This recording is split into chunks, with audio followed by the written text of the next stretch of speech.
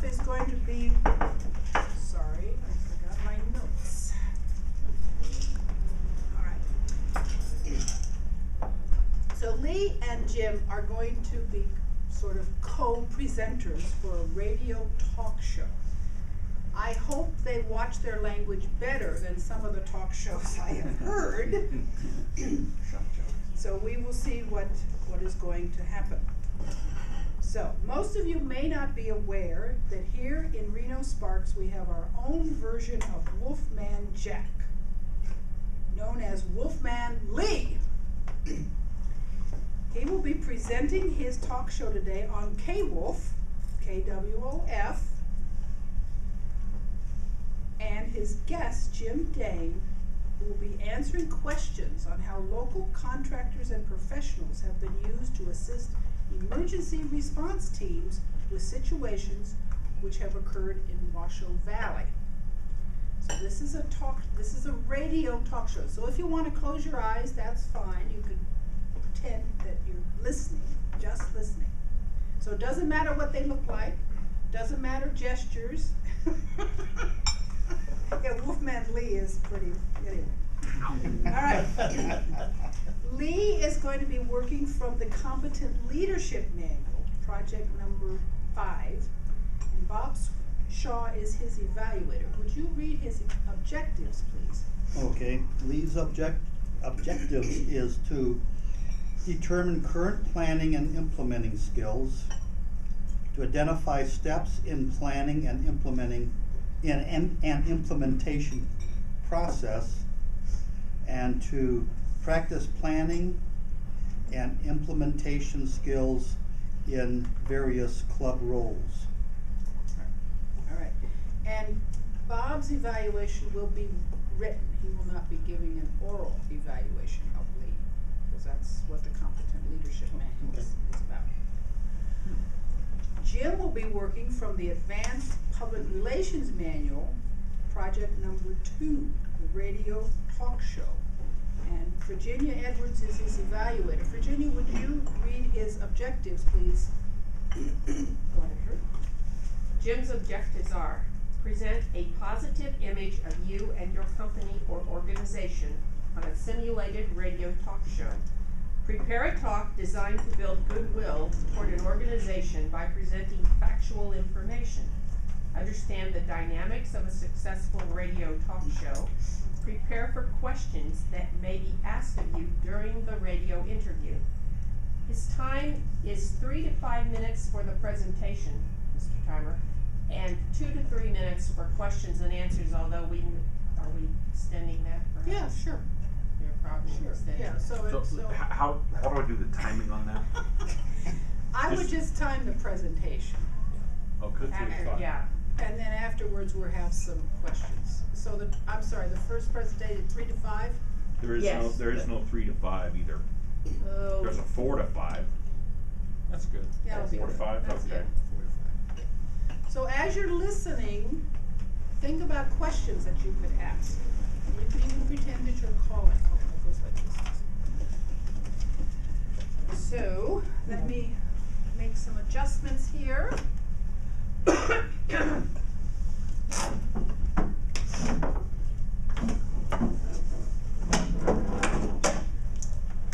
then we will call up Lee and Jim to do the talk show. So here's Wolfman Lee with his latest talk show.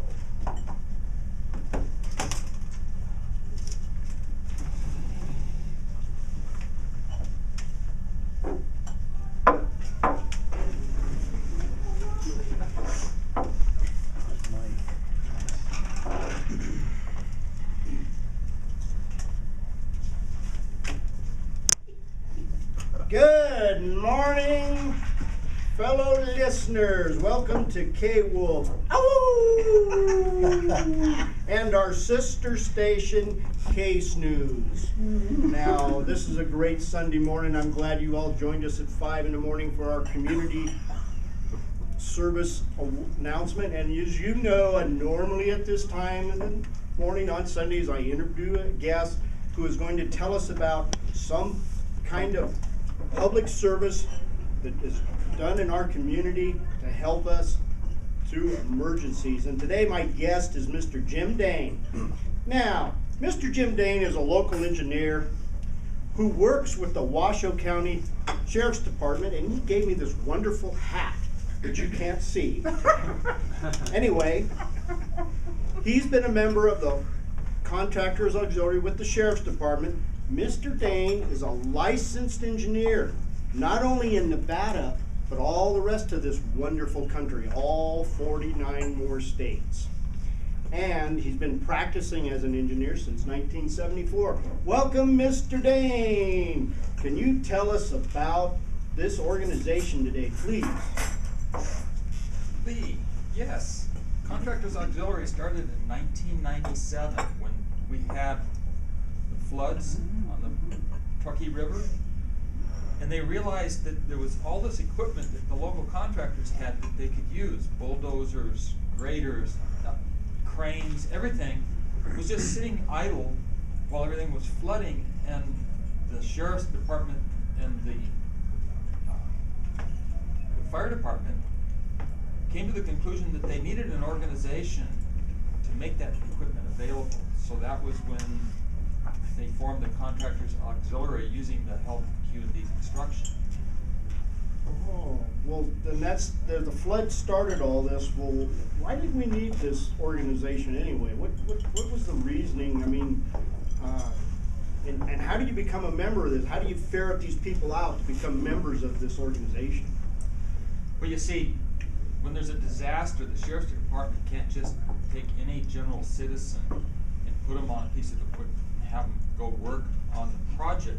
For example, if there's a fire, a brush fire that's burning, and they need a bulldozer to go out and help knock down the fire, that fire bulldozer operator needs to be trained with proper respirators and equipment in order to do it. So the Contractors Auxiliary trains specific drivers with the general contractors on how to do it, what equipment they need, so when they get a phone call, they grab their bag with the respirators and fire extinguishers and everything that they need, and they run out, get on the equipment, and take it to the site and provide the assistance. Well, what kind of training do they really need? I mean, can anybody do this? I mean, if I'm just Joe Blow on the street, can I just go join this association, or do you have to be associated with a contractor? What's the criteria here? Typically, you're associated with a contractor or a supplier for the construction industry, but virtually anybody could be part of the Contractors Auxiliary. You do have to take 3 FEMA training classes. That's primarily about organizations that FEMA supports and the chain of command, things like that. And then if you have a skill, like for example, if you're a carpenter, you would learn a little bit about how to use your carpentry skills in order to do some shoring. And then you would be, if there's a disaster, you would be doing that, assisting the fire department or the sheriff's department in shoring up whatever needs the shoring. Well, this organization's been in around for 13, 14 years. What have you guys done that helps the community? I mean, give us some examples of what you've done.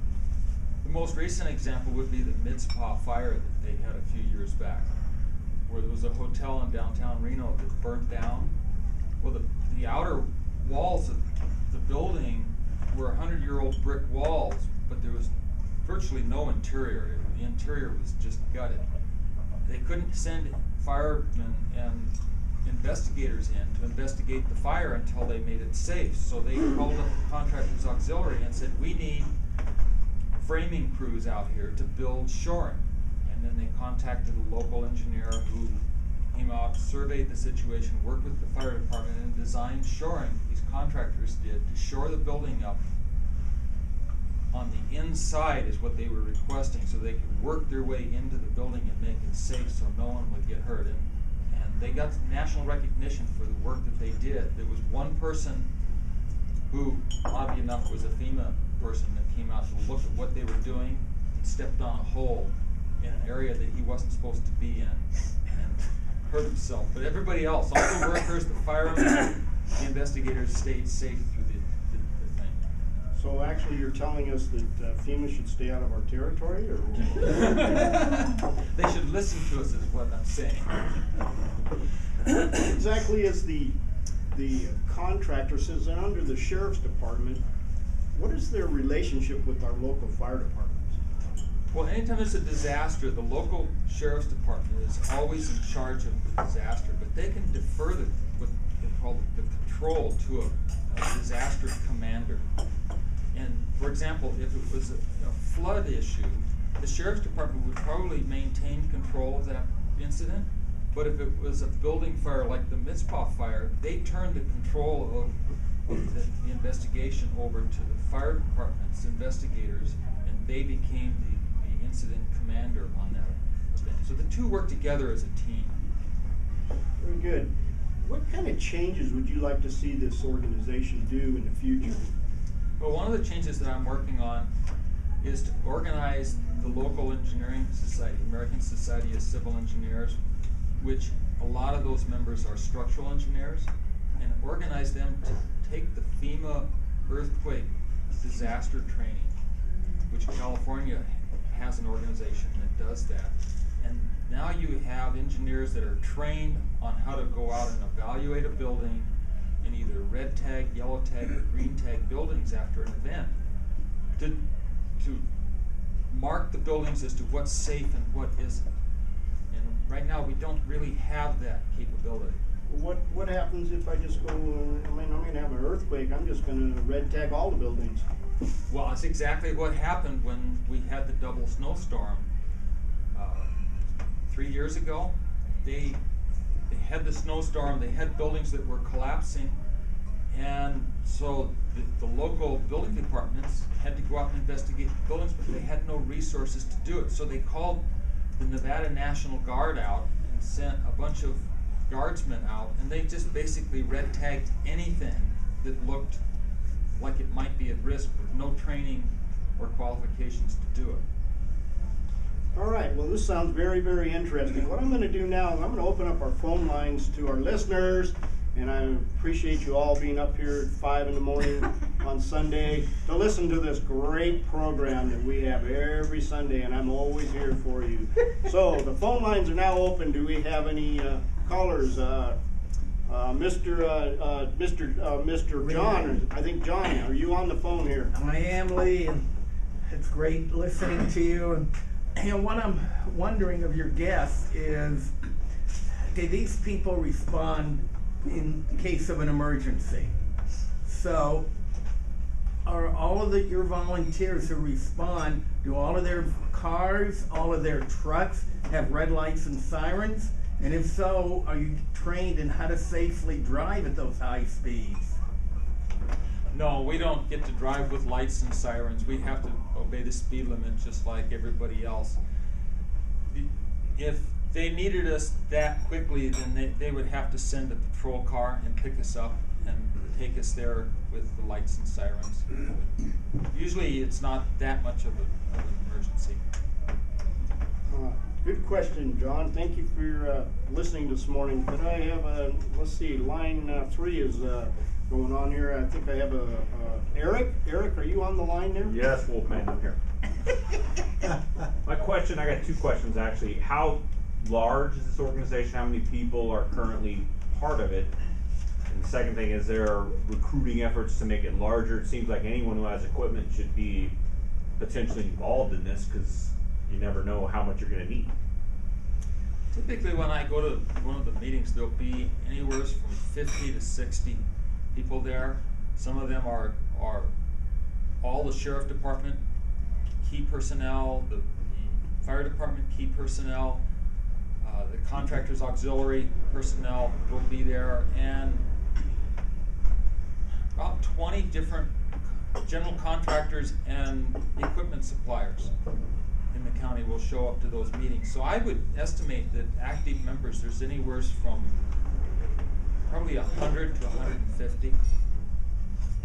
All right. Thanks for the questions, Eric. That was excellent. Do we have any? Let's see here.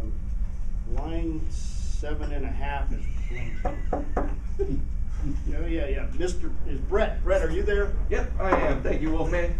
Love the show. Love the show. Thank you, sir. Thank you. My question for Mr. Dane, I'm assuming you have like a day job too, right? You don't just volunteer for this contractor's auxiliary.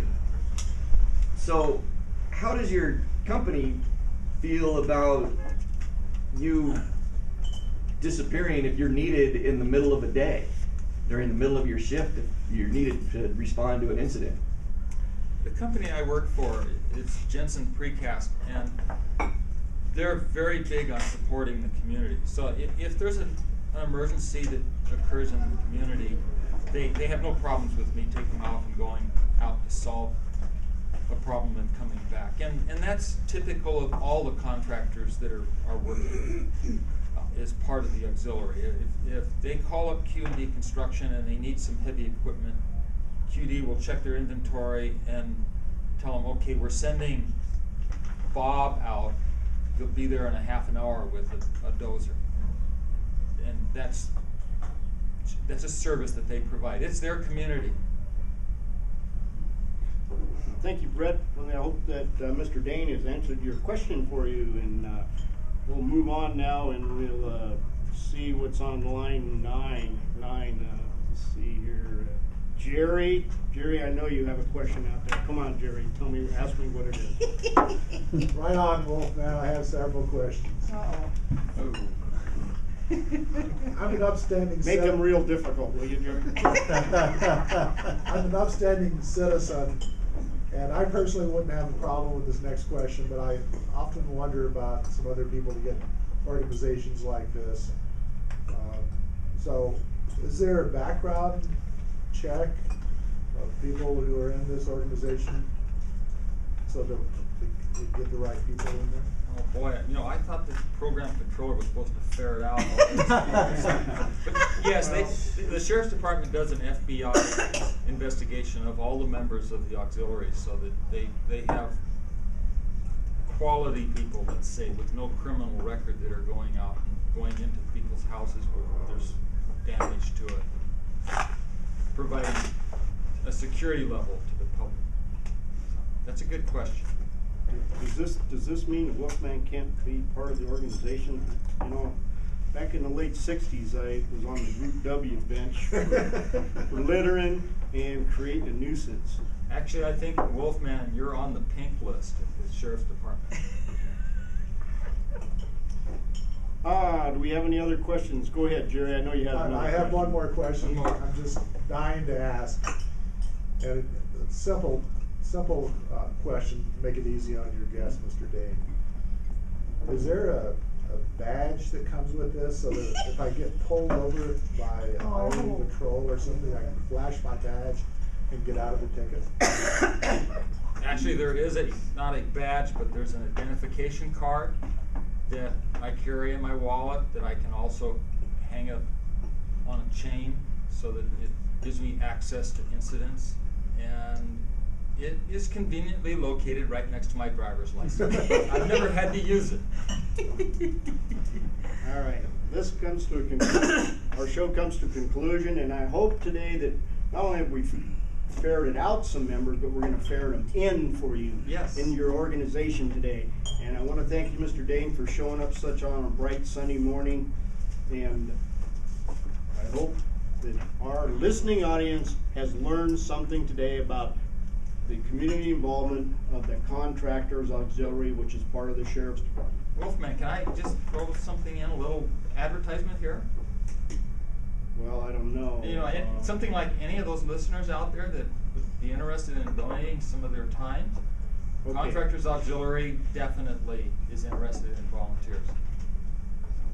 But I won't if you don't want me to. Okay, now we're going to go back to our regular programming, which consists of classical rock and classical music. Right. Goodbye, listeners. I'll see you next Sunday.